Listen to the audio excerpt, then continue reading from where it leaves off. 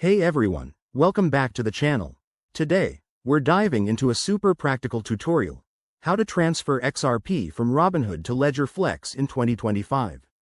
If you're holding XRP on Robinhood and want to move it to a more secure hardware wallet like the Ledger Flex for better control and safety, you're in the right place.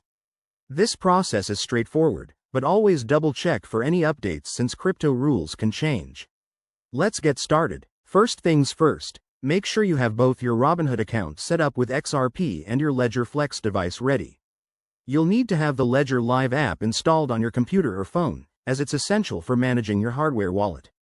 Oh, and remember, XRP uses its own network, so we'll be dealing with the XRP ledger specifically to avoid any transfer issues. Step 1. Open your Robinhood app and log in. Head over to your portfolio and find your XRP holdings. Tap on it to access your wallet details. Now, look for the Withdraw or Transfer Out option. It's usually right there. You'll need to enter the recipient address, which is where your Ledger Flex comes in. Next, grab your Ledger Flex. Connect it to your device via USB and open the Ledger Live app. Go to the Accounts section and make sure your XRP account is set up. If not, add it by selecting XRP from the list of cryptocurrencies. Once that's done, copy the XRP wallet address from Ledger Live. This is the address you'll paste into Robinhood. Back in Robinhood, paste that address into the withdrawal form. Double check everything. The address, the amount of XRP you're sending, and any network fees. XRP transfers are typically fast and cheap, but fees can vary.